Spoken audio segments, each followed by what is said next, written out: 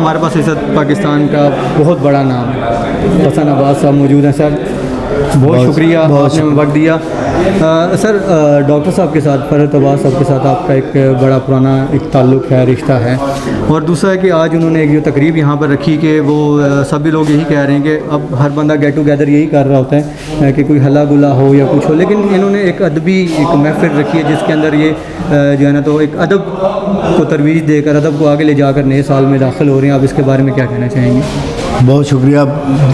بنیادی بات تو آپ نے کر دی ہے کہ ڈاکٹر فرحت عباس ہمارے بہت اچھے دوست بھی ہیں, بہت اچھے شاعر بھی ہیں, اور انہوں نے جو اس قسم کی تقریبات کا انعقاد کرتے ہیں وہ میں سمجھتا ہوں کہ وہ اردو ادب کی, اردو شاعری کی بہت بڑی خدمت ہے.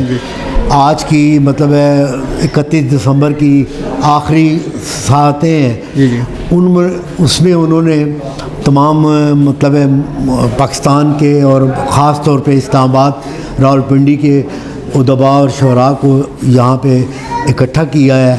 آج کی شام انہوں نے 31 دسمبر آخری شام ہے آج کی 23 تاریخ کی, تو وہ انہوں نے آج کے اس شام کو انہوں نے خوبصورتی سے سجایا ہے.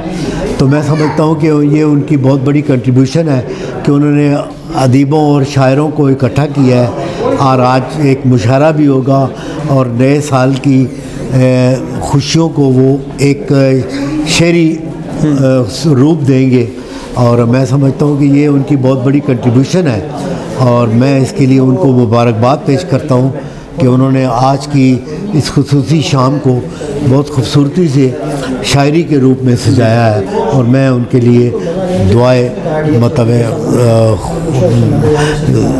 صحت دعائیں ان کے لیے بہت سی دعائیں.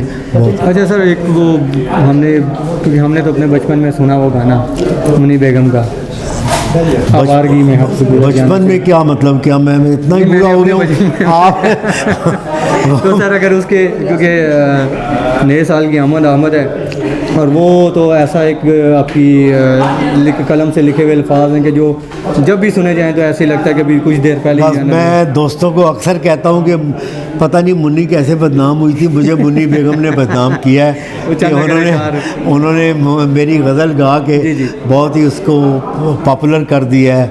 وہ ہے کہ آوارگی میں حد سے گزر جانا چاہیے, لیکن کبھی کبھار تو گھر جانا چاہیے. اس بت سے عشق کیجئے لیکن کچھ اس طرح, پوچھے کوئی تو صاف منہ کر جانا چاہیے.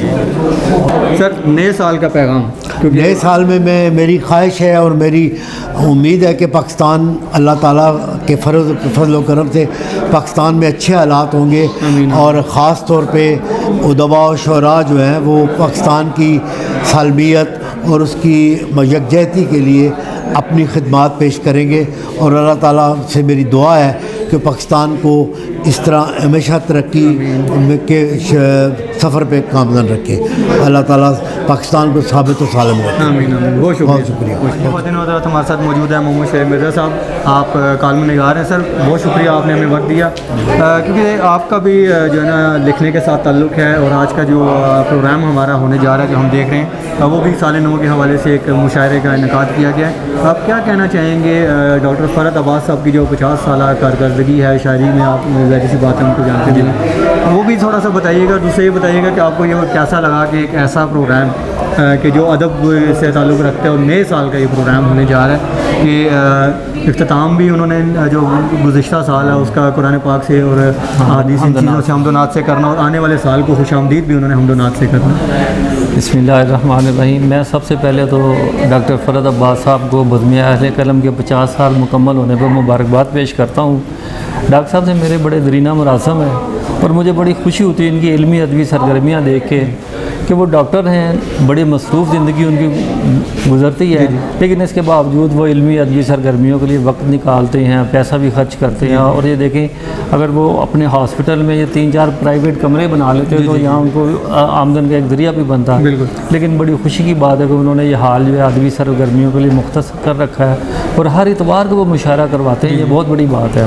اور اسی طرح ہم لاہور میں ہر سال بچوں کے ادیبوں کی قومی کانفرنس کرواتے ہیں جی جی جس میں ڈاکٹر صاحب ہر سال شرکت کرتے ہیں ہماری کانفرنس میں. اور اس بار انہوں نے بڑی خوشی کی بات یہ ہے اور میں ان کا شکریہ بھی ادا کرتا ہوں کہ انہوں نے بچوں کے ادیبوں کے لیے 1 لاکھ روپے کے انعامات دینے کا اعلان کیا ہے جو بڑی خوشائن بات ہے. تو میں سمجھتا ہوں کہ ڈاکٹر صاحب ایک ادب نواز شخصیت ہیں, انسان دوست شخصیت ہیں اور وہ اسی طرح علم و ادب کی سرپرستی کر رہے ہیں. اللہ تعالیٰ ان کو صحت دے اور وہ اسی طرح یہ کام کرتے رہیں. نیا سال کی آمد ہے.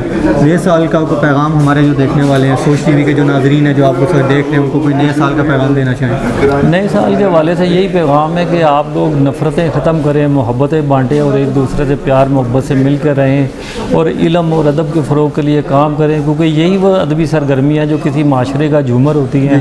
ادیب شاعر جتنے بھی دانشور ہیں یہ کسی معاشرے کا جھومر ہوتے ہیں اور ان کے لیے اگر آپ ادبی سرگرمیوں میں حصہ لیں, آج کے بچے کل کے بڑے شاعر ادیب بنیں گے تو ان کی شروع سے ابتدائی جو ہے ان کو مطالعے کی طرف راغب کریں بچوں کو تاکہ یہ بڑے ادیب بنیں یا اچھے انسان بن سکیں.